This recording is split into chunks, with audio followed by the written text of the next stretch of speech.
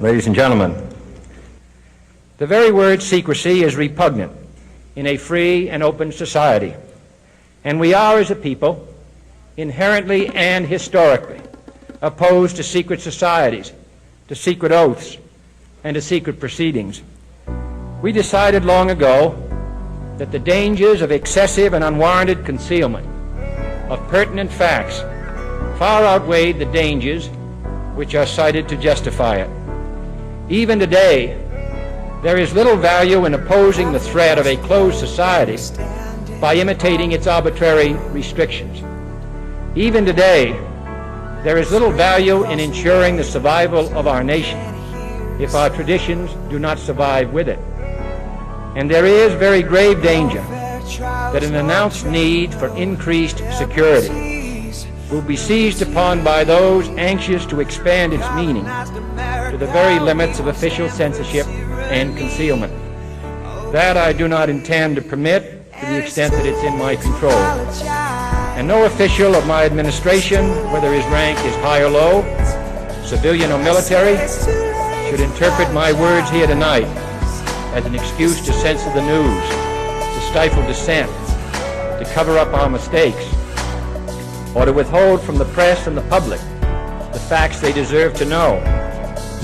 For we are opposed around the world by a monolithic and ruthless conspiracy that relies primarily on covert means for expanding its sphere of influence, on infiltration instead of invasion, on subversion instead of elections, on intimidation instead of free choice, on guerrillas by night instead of armies by day.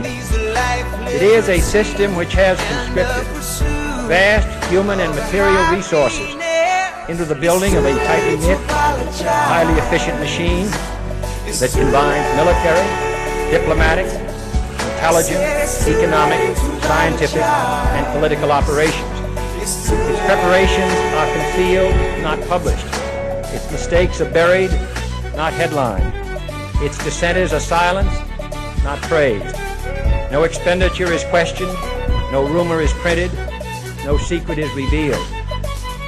No president should fear public scrutiny of his program, for from that scrutiny comes understanding, and from that understanding comes support or opposition, and both are necessary. I'm not asking your newspapers to support an administration, but I am asking your help in the tremendous task of informing and alerting the American people. For I have complete confidence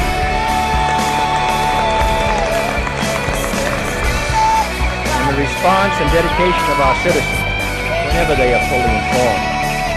I not only could not stifle controversy among your readers, I welcome it. This administration intends to be candid about its errors. For as a wise man once said, an error doesn't become a mistake until you refuse to correct it. We intend to accept full responsibility for our errors, and we expect you to point them out when we miss them. Without debate, without criticism, no administration and no country can succeed, and no republic can survive.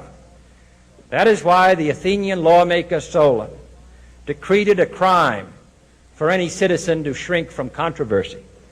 And that is why our press was protected by the First Amendment, the only business in America specifically protected by the Constitution, not primarily to amuse and entertain, not to emphasize the trivial and the sentimental, not to simply give the public what it wants, but to inform, to arouse, to reflect, to state our dangers and our opportunities, to indicate our crises and our choices, to lead, mold, educate, and sometimes even anger public opinion.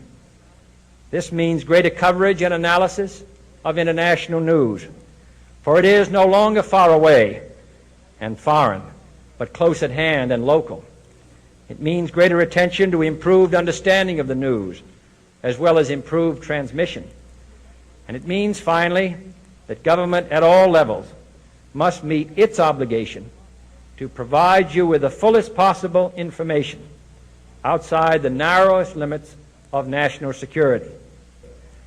And so it is to the printing press, to the recorder of man's deeds, the keeper of his conscience, the courier of his news, that we look for strength and assistance, confident that with your help, man will be what he was born to be, free and independent.